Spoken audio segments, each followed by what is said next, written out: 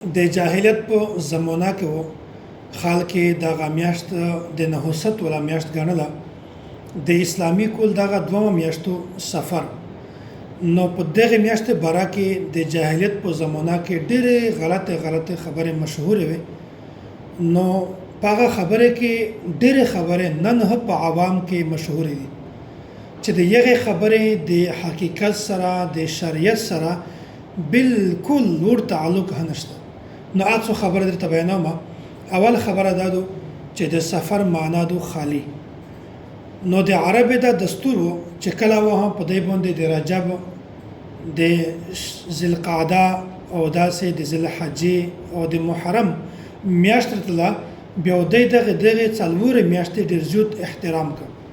د ادب په نگاه سره ورته کتل او د یو دا چې دغه څلور میاشتې ډېر زیات محترم دي. په دغه میاشت کې د هیڅ چار نه کړله. نو د جنگ ته تلل، نوې جګړې کړلې او نوې د داسې غاټې چارې ابتدا کړله چې کله دغه څلور میاشتې تېرېدلې نو په انا بعد دومه میاشت شروع کېږي سفر. نو بیا سفر په میاشت کې ودی هغه ټولې چارې چې اول یې نه کړلې دی د دغه میاشتې نه دغه ابتدا کړله او بیا ټول کورونه به خالی کړل. ټول خلکو په چارب سه وته ځانونه به تیار کړل، اوس په تیار کړل، د جګړې د پرو تیار شول، دغه کورونه وتل. بیا د دې کورونه ټول خالی شول. دغه په مناسبت سره دی وی چې دغه میاشت د نحوست ولا میاشت دغه میاشت د میش کورینر خالی کړل، دغه میاشت د میش ورکر مړ کړل، دغه میاشت د میش دا نقصان وکړ، دا نقصان یې وکړ. حالانکه دغه خبره د شریعت سره او د حقیقت سره نور تعلق نشته.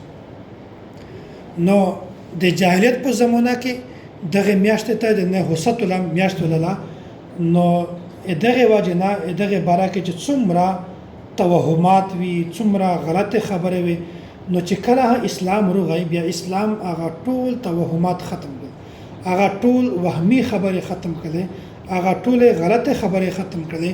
بلکې د سفر نوم یې شي سفر المظفر یا سفر الخير، د کامیابی ولا میاشت او د خیر ولا میاشت.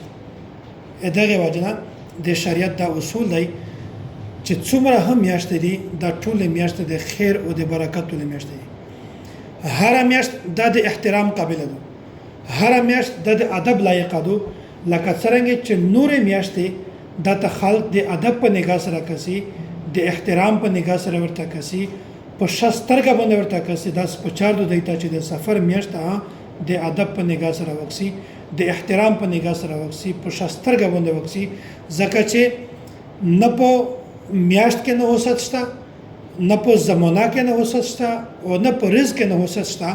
چې کیم خلداوی چې دغه میاشت نحوست ولادو د دغه خبره د حقیقت سره، د شریعت سره، د اسلام سره بالکل تعلق نشته.